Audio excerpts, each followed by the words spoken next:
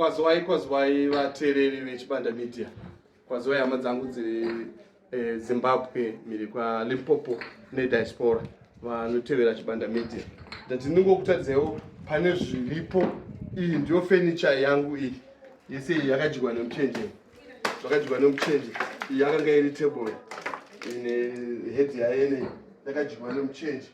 Iyi yakanga iri headboard yakadyiwa nemuchenje.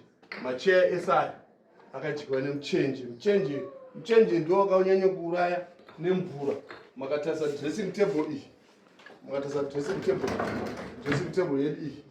Yese yakadyiwa haisina chinhu. Zvese zvakadyiwa hapasina chinhu nomuchenje. Masofa iwaya akadyiwa makatasa meso akadyiwa nemuchenje. Pasi apa hapasina chinhu. Hatichagaririka nekuda kwemuchenje. Stove handifuni kuti ichashanda. Mvura yakangoshandawo ipapo yakanaya. Izvi zvinezvi zvamai chirende kufuta nemvura hachisina basa. Saka kana vato zvese zvakafa izvi nemvura vakatasa munomvu wese uyu zvose zvikadyiwa nemuchenje izvi.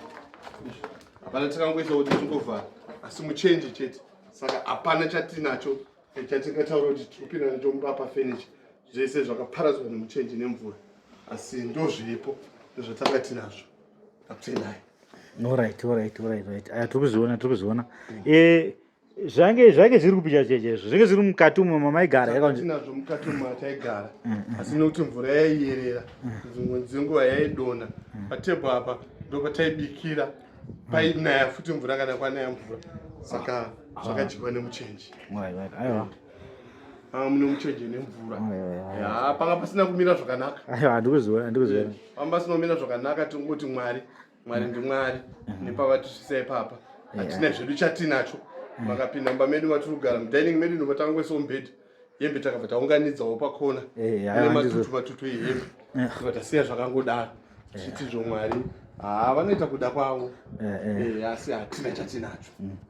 Aiwa mhuri yeZimbabwe ndofunga ndo nyaya itangoti tingokupei update. Nhasi handitika kuti vachirenje vakapinda mumba. Asi property yechaiyo midziyo furniture midziyo yemumba havana. Nekuda kuti zhinji yacho yakanaiwa nemvura uye zvakare nekudyiwa nemuchenje. Saka izvi totongokumbirawo kana pane vanokwanisa makambani anokwanisa kuita vadoneterawo zvavangokwanisa kukumbira. Asi basa guru ramakaita iwa tinoritenda toriziva. So tichangoisa nhamba dzavachirenje pascreen ipapa. Unongovabatawo makambaniwo. Imwe kambani yakadonetawo kana mubhedha, imwe kambani yakadonetawo wardrobe, imwe kambani yakadonetawo dressing table. This time tikuisa nhamba dzavachirenje chaiwo mbune chaiwo Mr. Barnabas ndo dzatiri kuisa pascreen. Ndofunga ndo dzamuri kuona pascreen. Amogona kudzidedzera futi vachirenje. Nhamba dzangu ndine mbiri. Chingoisai nhamba dzine EcoCash.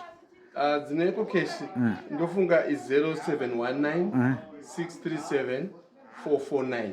Aiwa 071 haisi inenge iri net 1 haite net 1 ine haite EcoCash kana to EcoCash nemacalls zvese 0773 516 967. Aiwa ndizvo zvomuri yeZimbabwe munongobata Mr. Barnabas kana mune any donations tiwabatsire. Ndofunga takutosvika kokupesira unongobata ipapapo kana ngodonata something ipapapo. Zita ndi Chief Chibanda, Manas Chibanda. It's lockdown. Thank you.